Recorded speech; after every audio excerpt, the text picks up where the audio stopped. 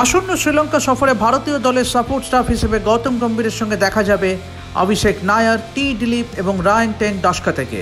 Kolkata night রাইডার্সের প্রাক্তন দুই সাপোর্ট স্টাফ অভিষেক নায়ার এবং রায়ান টেন ডাস্কা থেকে এবার দেখা যাবে ভারতীয় দলে।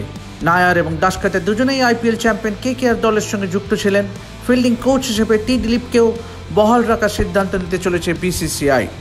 আগামী 22শে জুলাই কলম্বো থেকে উড়ে যাবে ভারতীয় দল।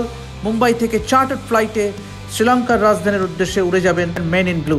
তার আগে মুম্বাইয়ের এক 5-তারা হোটেলে প্রথম সাংবাদিক সম্মেলনে হাজির থাকবেন নবনিযুক্ত ভারতীয় দলের হেড কোচ গৌতম গম্ভীর এবং টি-20 দলের ক্যাপ্টেন সূর্য কুমার যাদব।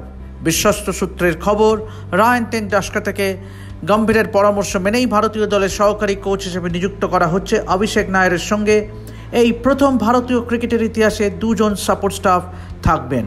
ফিল্ডিং কোচ হিসেবে প্রথম থেকেই টি দিলীপের নাম ঘোরাফেরা করছিল। বোর্ডের একটি মহলও খুশিও ছিল টি দিলীপের কাজে। প্রত্যাশা মতোই তাকে আবার নিযুক্ত করা হতে চলেছে ফিল্ডিং কোচ হিসেবে।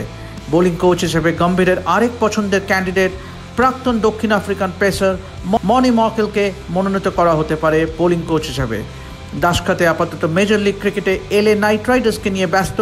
সেখান থেকেই তিনি ভারতীয় দলের সঙ্গে যোগ দেবেন কলম্বোতে। মনে করা হচ্ছে খুব শীঘ্রই সাপোর্ট স্টাফদের নাম অফিসিয়ালি অ্যানাউন্স করে দিতে পারে বিসিসিআই।